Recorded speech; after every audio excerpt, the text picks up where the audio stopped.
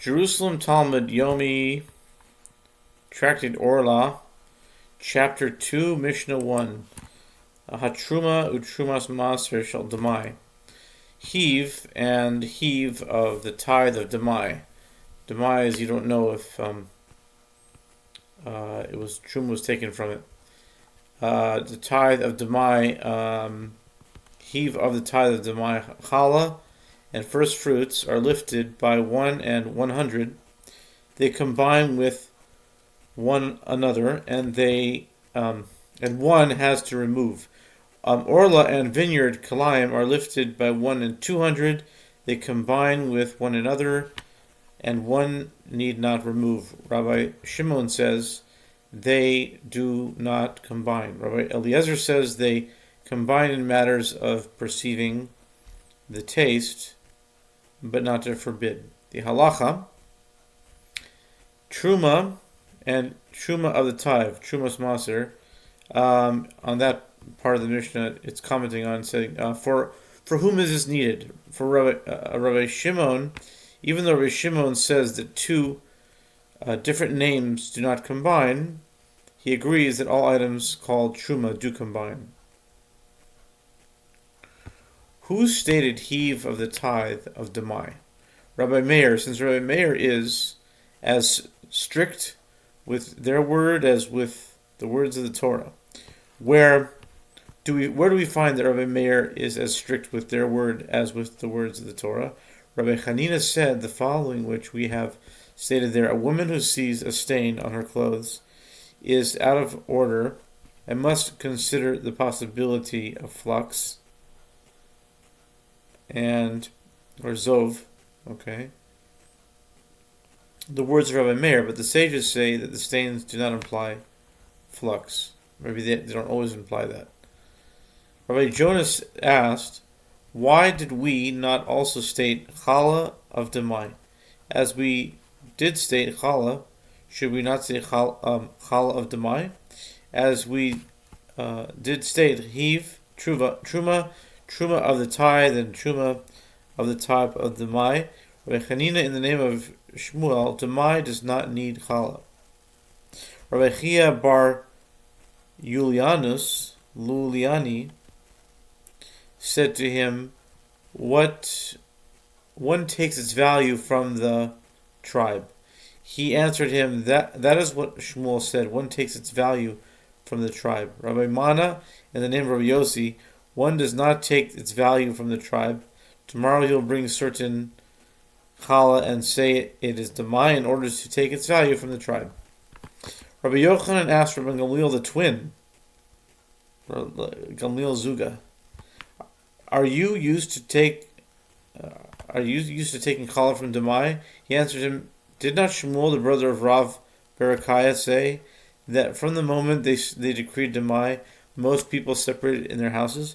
Rabbi Yossi ben Rabbi Abun said it is a condition of the court that challah be in the northernmost part, and are lifted by 1 and 100.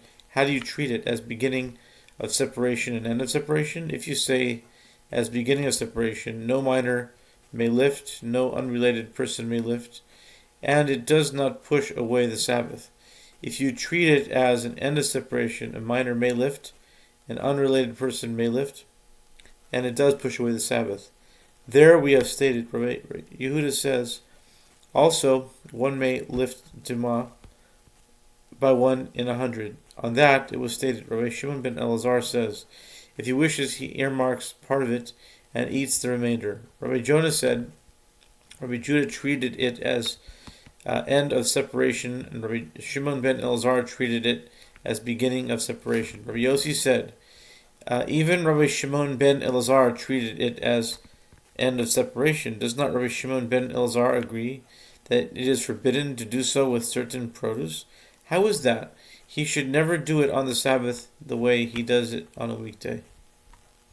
There we have stated, Rabbi Eliezer says, truma is lifted at the rate of 1 in 100. Rabbi Joshua says by 100 and more. There Rabbi Chizkiah, Rabbi Abahu said in the name of Rabbi Elazar, Everywhere where Rebbe taught a disagreement and returned to the problem later and taught it anonymously, practice follows the anonymous opinion. Since we have stated as Sa'ah of Heave, which fell into 100, and Rabbi Elazar said one cannot say into 100, but into 99. As we have stated, Rabbi Eliezer and Rabbi Joshua.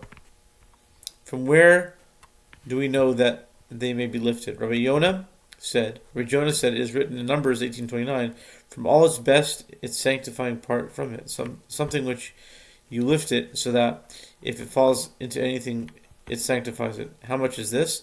1 in 100. Rabbi Eliezer says one adds a se'ah and then lifts. Rabbi Joshua says one adds a small amount and lifts. Rabbi Yossi ben Meshulam says, and more, is 1 kab per 100 se'ah, 1/6 of what makes dema. It was stated, Rabbi Shimon says, heave or truma can be lifted in 100 by a conclusion, a minority ad magis. I'm not sure what that means. Minority ad magis. It's ad fortiori. Kal v'chomer, basically. If what is forbidden can be lifted from what is forbidden, so much more so is forbidden from what is permitted. Heave, some Tanaim state what is forbidden from what is permitted. Some Tanaim state what is permitted from what is permitted. He who says what is forbidden from what is permitted, because he is forbidden to lay persons. He who says what is permitted from what is permitted, because heave is permitted to Kohanim. Some explain it all about Kohanim. He who says what is forbidden from what is permitted in the case of Dema by impure heave. He who says permitted from what is permitted in the case of Dema by pure heave. It was stated a piece of the showbread, which was mixed with 100 pieces of profane bread, or a piece of purification sacrifice mixed with 100 profane pieces of meat, should not be lifted. Rabbi Judah says they should be lifted. What is the reason of Rabbi Judah? Ezekiel 45:15, 1 sheep from 200 from the drink of Israel. From what is permitted to Israel, it is difficult. It is written 200, and Rabbi Yehuda says 100.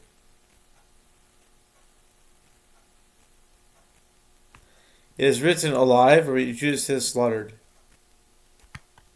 What is the difference between alive and slaughtered? Rabbi Chanina said they considered live ones under the category of what usually is counted. So far, something that one lifts and thereby permitted for laypersons, something one lifts and permitted for heaven. Let us hear from the following. Leviticus 22:7. After that he shall eat from the holy foods, because it is his bread. There exists holy food which he does not eat. That excludes mixtures of more than 1 in 100.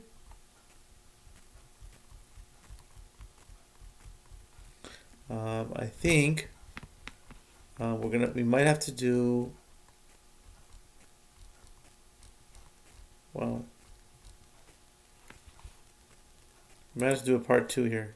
Oh, not necessarily. Okay, we're holding still by 100. We have a solid 6 more minutes to go. Okay.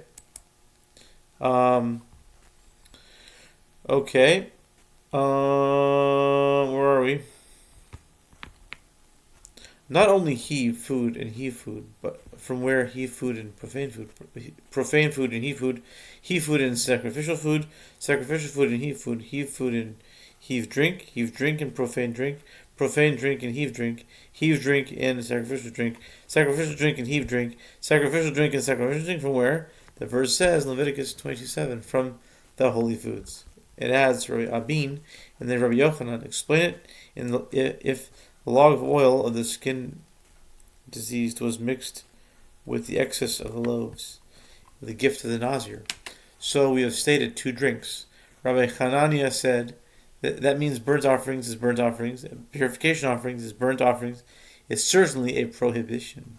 How does Rabbi Yehuda think? Following Rabbi Eliezer or Rabbi Joshua? Following Rabbi Eliezer, he lifts and eats. Following Rabbi Joshua, he lifts and burns. Who stated they combine with one another? Rabbi Meir. Since Rabbi Bahu said in the name of Rabbi Yochanan, the word of Rabbi Meir is that all forbidden foods combine with one another to whip for them in the volume of an olive, since it says in Deuteronomy 14:3, you shall not eat any abomination. Here you say one has to lift, but there you say one does not have to lift. Rabbi Jacob Bar Zavdi, Rabbi Abahu, and the name of Rabbi Yochanan, because of robbing the tribe. Also it was stated thus, any heave for which the Kohanim do not care, example, the heave of kelasin, carob, and red barley, one does not have to lift. Orlah and vine and vineyard kalim are lifted by 1 and 200. It's written, the fullness, just as the fullness which has been said, there's lifted, so the fullness here is lifted. As then, as there by 100, so here by 100. Since the verse doubled its prohibition, the sages changed its obligation. So for vineyard kilayim, what about Orlah?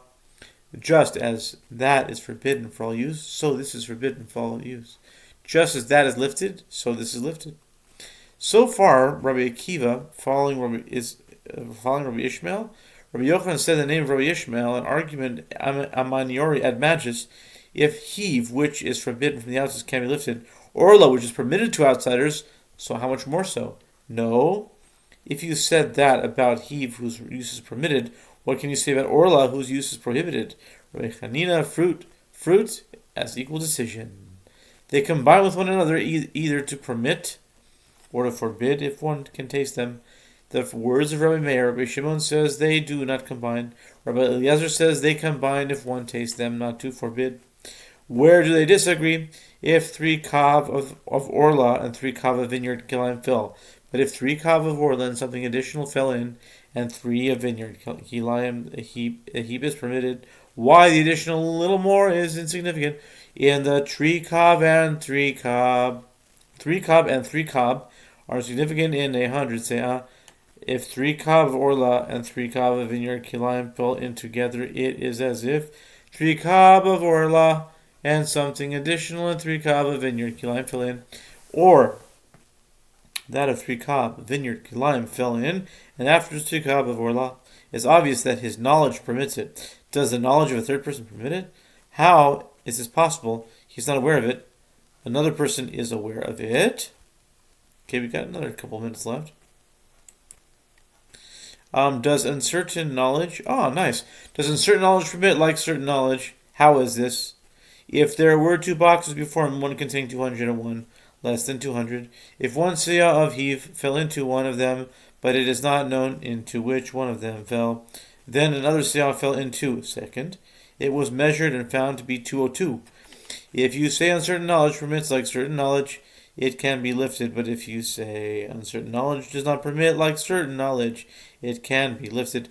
If there was one chest and there was doubt whether it contains 200 or not, if one siyah of heave fell into some box, but it is not known whether it fell into that box or not, and then a second time something forbidden fell into the box in question, if you say uncertain knowledge permits like certain knowledge, it can be lifted, but if you say uncertain knowledge does not permit like certain knowledge, it cannot be lifted. Mazel tov. This was chapter 2, Mishnah 1.